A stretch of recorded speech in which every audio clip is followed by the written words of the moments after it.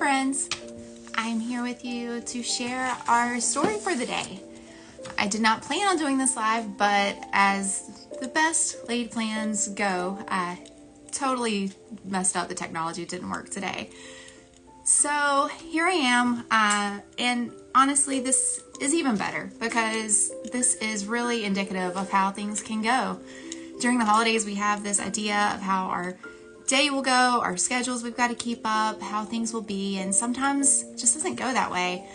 And I think keeping a good perspective, taking time to refocus, to be present is the best thing we can do. So before I lose the light, I want to dive into this story with you. And this one is all about a shift in perspective, which seems appropriate for my day and for the holidays in general. I love this story by Mary Griggs Van Voorhee, and it's called The Boy.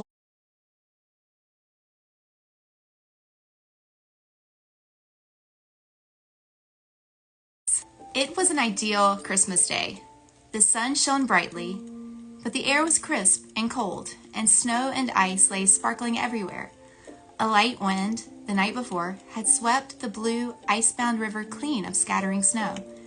And by 2 o'clock in the afternoon, the broad bend near Creighton's Mill was fairly alive with skaters. Side note, I've never been ice skating, and stories like this one make me want to try to go so badly. Back to it.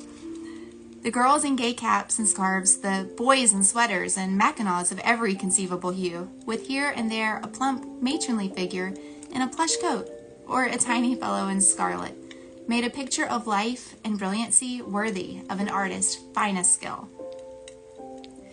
Tom Reynolds moved in and out among the happy throng with swift, easy strokes, his cap on the back of his curly head and his brown eyes shining with excitement. Now and again he glanced down with pardonable pride at the brand new skates that twinkled beneath his feet. Jolly Ramblers, sure enough. Jolly Ramblers they were. Ever since Ralph Evans had remarked, with a tantalizing toss of his handsome head, that no game fellow would try to skate on anything but Jolly Ramblers, Tom had yearned with an inexpressible longing for a pair of these wonderful skates. And now they were his. And the ice was fine and the Christmas sun was shining. Tom was rounding the big bend for the 50th time when he saw, skimming gracefully toward him through the merry crowd, a tall boy in a fur-trimmed coat, his handsome head proudly erect. "That's Ralph Evans now," said Tom to himself. "Just wait till you see these skates, old boy, and maybe you won't feel so smart." And with slow, cautious strokes,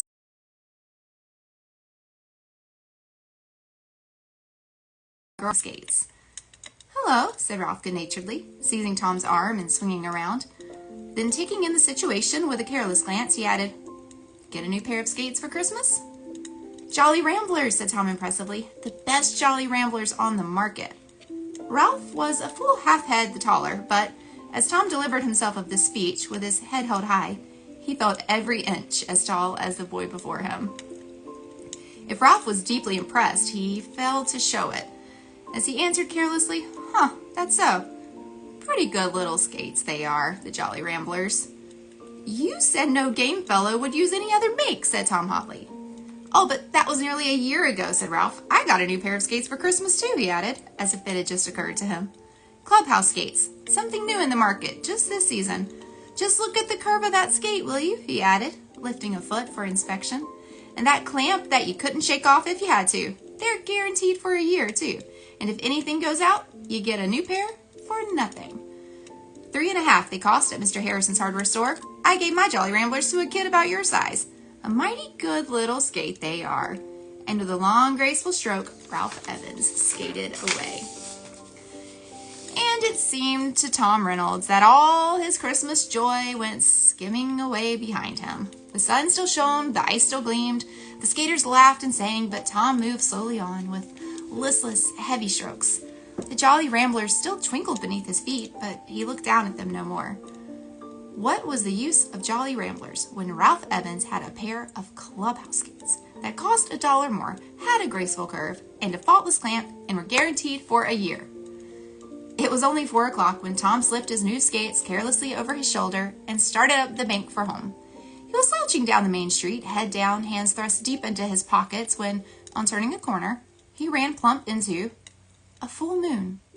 Now, I know it is rather unusual for full moons to be walking about the streets by daylight, but that is the only adequate description of the round, freckled face that beamed at Tom from behind a great box held by two sturdy arms. "That came pretty near to being a collision," said the owner of the full moon, still beaming as he set down the box and leaned against a building to rest a moment. "Nobody hurt, I guess," said Tom. "Been down to the ice?" asked the boy eagerly. "I could see the skaters from Patton's store." "Oh, I see you got some new skates for Christmas. Ain't they beauties now?" And he beamed on the despised Jolly Ramblers with his heart in his little blue eyes. "Pretty good little pair of skates," said Tom, in Ralph's condescending tone. "Good? Well, I should guess yes. And Christmas ice just made o' purpose?" In spite of his ill humor, Tom could not help responding to the warm interest of the shabby boy at his side. He knew him to be Harvey McGinnis, the son of a poor Irish widow, who worked at Patton's department store out of school hours. Looking at the great box with an awakening interest, he remarked kindly, "What you been doing with yourself on Christmas Day?" "Want to know, sure enough?" said Harvey, mysteriously, his round face beaming more brightly than ever. "Well, I've been doing the Santa Claus act down at Patton's store. About a week ago," he went on,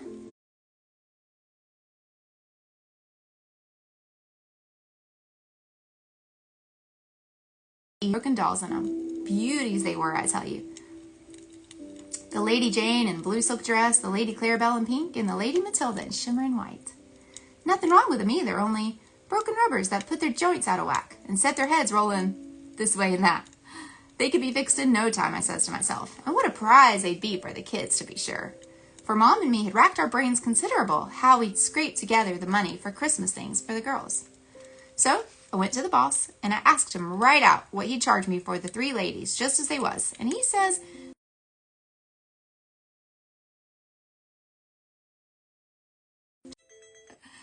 I've told him my name a dozen times, but he always calls me Jimmy. "Jimmy," he says, "if you'll come down on Christmas Day and help me take down the fixins and fix up the store for regular trade, I'll give you the dolls for nothing," he says. So I explained to the kids that Santy'd be late to our house this year, with so many to see after, it wouldn't be strange, and went down to the store early this morning and finished me work and fixed up the ladies as good as new. "Would you like to be seeing them now?" he added, turning to the great box with a look of pride. "Sure, I'd like to see them," said Tom. With a careful, almost reverent touch, Harvey untied the string and opened the large box, disclosing three smaller boxes, one above the other. Opening the first box, he revealed a really handsome doll in a blue silk dress with large dark eyes that opened and shut and dark curling locks of real hair. "This is the Lady Jane," he said, smoothing her gray frock with gentle fingers. "We're going to give her to Kitty. Kitty's hair is pretty and curly, but she hates it because it's red, and she thinks black hair is the prettiest kind in the world. Ain't it funny how all of us will be wanting what we don't have ourselves?" Tom did not reply to this bit of philosophy, but he laid a repentant hand on the Jolly Ramblers, as if he knew he had wronged them in his heart. "That's as handsome a doll as I ever saw, and no mistake," he said. Pleased with this praise, Harvey opened the second box and disclosed the Lady Matilda, with fair golden curls and a dress of shimmering white. "The Lady Matilda goes to Josephine," said Harvey. "Josephine has black hair, straight as a string. And won't she laugh, though, to see them yellow curls?" "She surely ought to be glad," said Tom. The Lady Clarabelle was another fair-haired lady in a gown of the brightest pink. "This here beauty's for the baby," said Harvey, his eyes glowing. "She don't care if the hair's black or yellow, but won't that stunning dress make her eyes pop out?" "They'll surely believe in Santy when they see those beauties," said Tom. "That's just what I was saying to Mom this morning," said Harvey.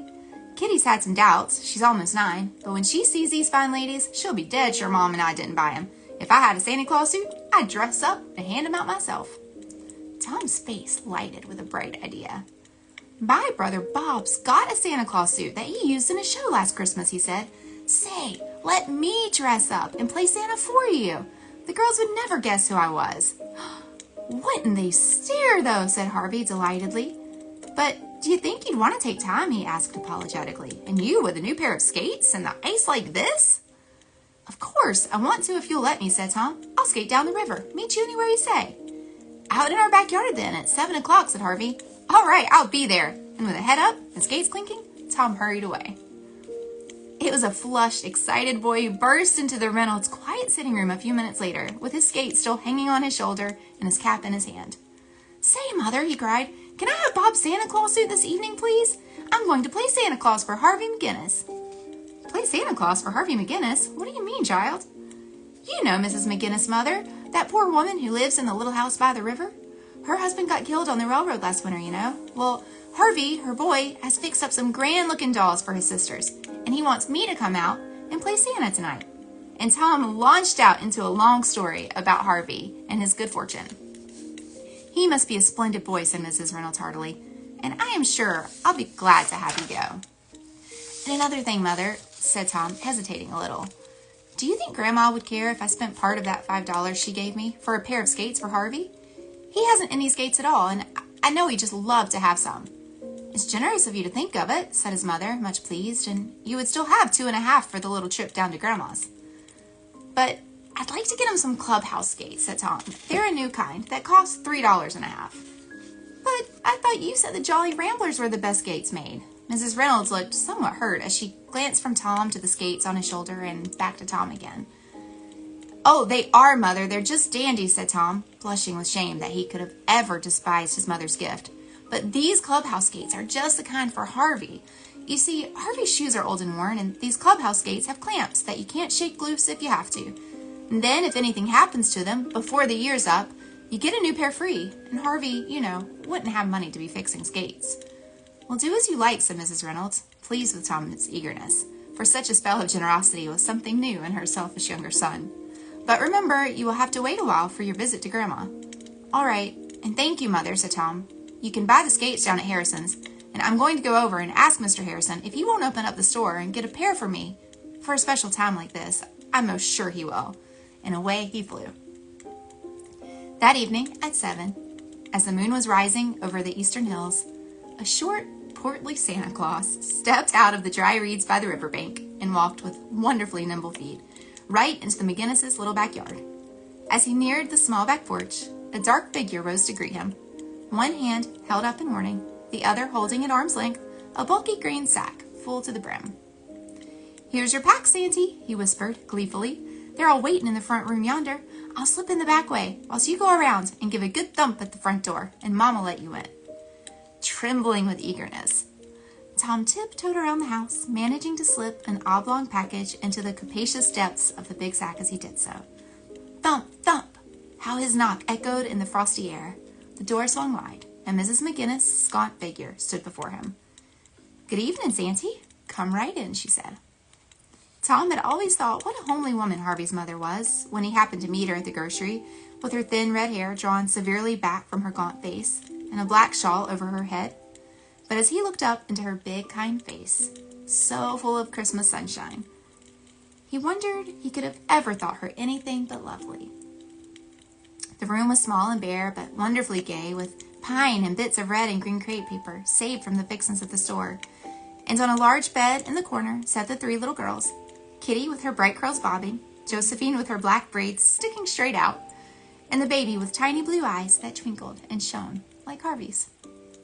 The fine speech that Tom had been saying over to himself for the past 2 hours seemed to vanish into thin air before this excited little audience. But in faltering, stammering tones, which everyone was too excited to notice, he managed to say something about Merry Christmas and good children, and then proceeded to open the magic sack. "Miss Kitty McGinnis," he called in deep, gruff tones. Kitty took the box he offered with shy embarrassment, slowly drew back the lid, and gave a cry of amazement and delight.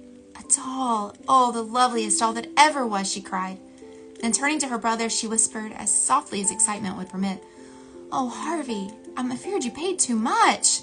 "Aw, go on," said Harvey, his face more like a full moon than ever. "Don't you know that Santy can do whatever he wants to?" The other dolls were received with raptures, Josephine stroking the golden curls of the Lady Matilda with wondering fingers, and the baby dancing round and round, waving the pink-robed Lady Clarabelle above her head. "Mr. Harvey McGinnis," came the gruff tones of Santa Claus, and Harvey smiled over to his mother as he drew out a pair of stout cloth gloves. "Mrs. McGinnis," and that good lady smiled back as she shook out a dainty white apron with a coarse embroidery ruffle. I reckon Santy wanted you to wear that of a Sunday afternoon, said Harvey awkwardly. And I'll be proud to do it, said his mother. Little sacks of candy were next produced, and everyone settled down to enjoy it, thinking that the bottom of the big sack must be reached when Santa called out in tones that trembled beneath the gruffness. Another package for Mr. Harvey McGinnis. For me? Why, what? Said Harvey, taking the heavy oblong bundle, and then, as the sparkling clubhouse gates met his view, his face lit up with a glory that Tom never forgot. The glory lasted but a moment, then he turned a troubled face toward the bulky old saint. You never ought to have done it, he said. These must have cost a lot. Oh, go on, was the reply, in a distinctly boyish tone. Don't you know that Santa can do whatever he wants to? And with a prodigious bow, old Santa was gone. A few minutes later, a slender boy, with a bundle under his arm,